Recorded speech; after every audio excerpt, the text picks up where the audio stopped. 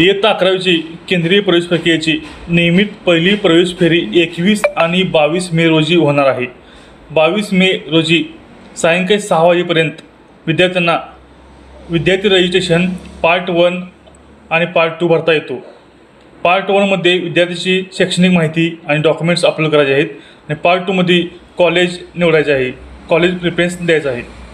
तर ज्या विद्यार्थ्यांनी अजूनही रजिस्ट्रेशन केलेलं नाही, पार्ट 1 भरलेलं नाही, त्यांनी 21 आणि 22 मे रोजी रजिस्ट्रेशन करून घ्यायचे आहे आणि पार्ट 1 आणि पार्ट 2 भरायचं आहे.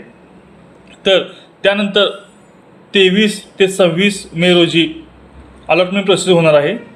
त्यानंतर याची डिस्प्ले होणार आहे. 26 मे रोजी डिस्प्ले होणार आहे अलॉटमेंट. विद्यार्थ्यांना SMS द्वारे याची माहिती मिळेल, त्यांना कोणते कॉलेज मिळालं आहे ते. तसेच पोर्टलवर सुद्धा डिस्प्ले होईल.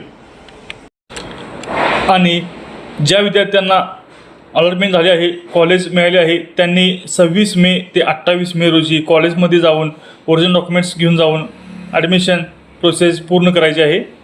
तसेच 29 मे रोजी ज्या रिक्त जागा आहेत त्या वेबसाईटवर डिस्प्ले होणार आहेत आणि 30 मे रोजी दुसऱ्या प्रवेश फेरीचे वेळापत्रक जाहीर होणार आहे.